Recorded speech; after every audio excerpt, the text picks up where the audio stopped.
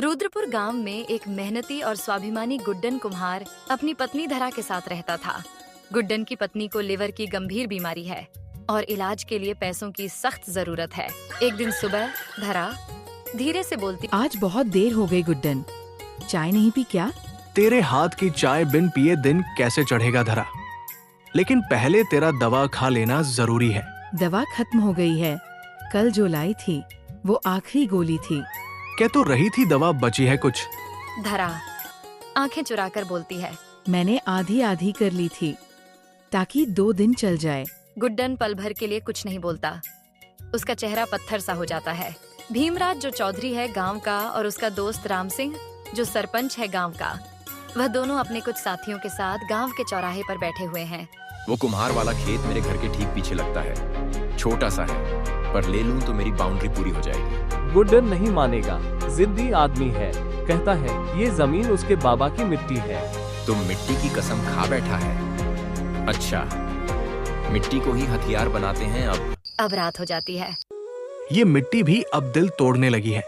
न धंधा रहा न उम्मीद, फिर भी छोड़ नहीं सकता इसे। गुड्डन, नीलम से बात कर लो ना, वो मदद भेज देगी। मदद? मैं किसी से भीख नहीं लूंगा धरा। मेरी मिट्टी मुझे रुला सकती है लेकिन झुका नहीं सकती। अगली सुबह चौधरी भीमराज गुड्डन के घर आता है।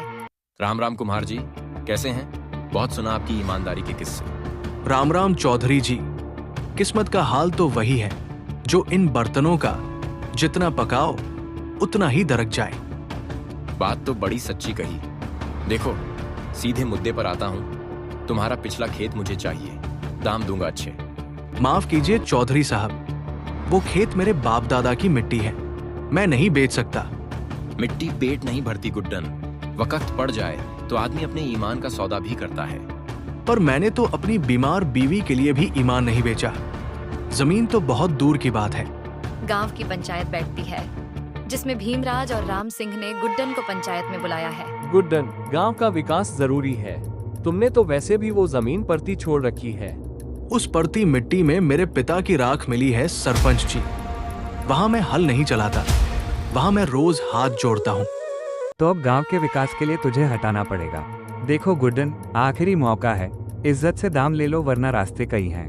तभी गांव का एक व्यक्ति गुड्डन के पास आता है और वह कहता है कि तुम्हारी पत्नी की तबीयत बहुत खराब है। तभी गुड्डन भागते हुए अपनी पत्नी के पास जाता है और उसे डॉक्टर के पास लेकर जाता है और डॉक्टर कहता है इलाज कम से कम 4000 रुपए का है, पर गुड्डन के पास सिर्फ 320 रुपए हैं। मैं अभी इतना नहीं दे सकता डॉक्टर साहब, मेरी बीवी की जान पर बनी है, तो फिर सरकारी अस्पताल ले जाओ। लेकिन वक्त बहुत कम है, जितनी देर करोगे उतना खतरा होगा। गुड्डन एक पल को सोचता है, फिर पास में पड़े बर्तन उठाता है और भागता है मंडी की ओर। गुड्डन की बहन नीलम शहर से आती है। भैया, मेरे पास पैसे हैं, तुम चौधरी को जमीन मत बेचना, मैं इलाज करवाऊंगी भाभी का। नीलम, तू मेरा खून है, लेकिन ये जमीन मेरा धर्म है। अगर इसे बेच दिया तो मैं जीते जी मर जाऊंगा। भीमराज फिर से उसके घर आता धमकी देने के लिए। अब तू अगर नहीं मानेगा गुड्डन, तो देखना तेरा चाक भी मिट्टी में गाड़ दूंगा, बर्तन भी फूटेंगे और इज्जत भी। जब तक इस मिट्टी से बर्तन बनते हैं मैं तेरा हर वार सह लूंगा, लेकिन जिस दिन मेरी मिट्टी खुद बोलेगी तू कहीं का न रहेगा। कुछ दिनों के बाद धारा की मृत्यु हो जाती है। धारा की मौत के बाद गुड्डन उसे उसी खेत में जलाता है जिसे भीमराज खरीदना चाहता था। अब ये सिर्फ जमीन नहीं रही, अब ये मेरी पत्नी की आखिरी निशानी है।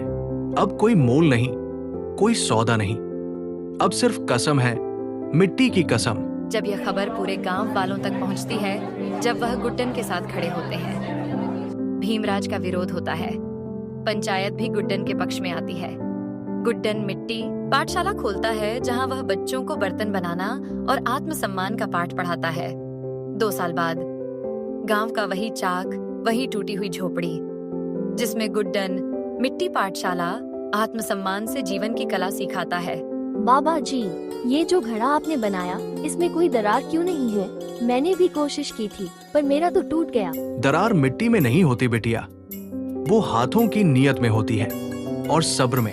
आपकी आंखों में तो दरार है बाबा जी, आप कभी मुस्कुराते नहीं। जिसने मिट्टी में अपना सब कुछ मिला दिया हो वो हंसना भूल जाता है। सरजू मास्टर आते हैं और गुड्डन से कहते हैं, गुड्डन, तुमने वो कर दिखाया जो हम सब नहीं कर पाए। गांव के 4 बच्चे अब शहर में प्रतियोगिता में गए हैं। सरजू मास्टर, मैंने तो बस चाक घुमाया है, असली मेहनत तो बच्चों ने की है। तुमने उन्हें आत्मसम्मान सिखाया। किसी स्कूल में ये पाठ नहीं मिलता गुड्डन। जमींदार का बेटा भागते हुए आता है और धीरे से बोलता है, बाबा जी, बाबा ने मुझे यहाँ भेजा है। वो कह रहे थे आपसे क्षमा मांगना चाहते हैं।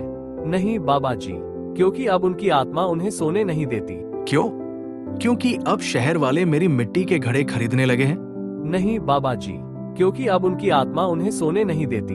धरा, देखना, तेरा सपना पूरा हो रहा है। अब कोई बच्चा भूखा नहीं सोता। अब हर लड़की मिट्टी छू सकती है। मैंने तेरी कसम नहीं तोड़ी धरा। मैंने मिट्टी नहीं बेची, मैंने मिट्टी को सम्मान दिलाया। गांव में मिट्टी प्रतियोगिता का आयोजन होता है। इस प्रतियोगिता में गुड्डन को एक चीफ गेस्ट के रूप में बुलाया जाता है। अंशु स्टेज पर बोलती है कि हमारे गुरु कोई बड़े अफसर नहीं थे, न ही वो स्कूल गए। वो तो एक मिट्टी के आदमी है, पर हमें इंसान बनना सिखाया।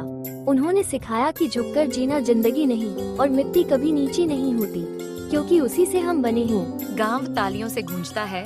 जमींदार भी झुका सिर लिए खड़ा हुआ है। गुड्डन के चाक पर बच्चों की भीड़ है। दीवार पर लिखा है, मिट्टी में आत्मा बसती है। गुड्डन की आंखें आज नम नहीं है, मुस्कुराहट है, सुकून है, धरा की मौजूदगी है। मिट्टी को पैरों तले रौंदो या चाक पर घुमाओ, वो कभी शिकायत नहीं करती, क्योंकि मिट्टी जानती है जो झुककर सह लेता है वही सबसे ऊंचा उठता है।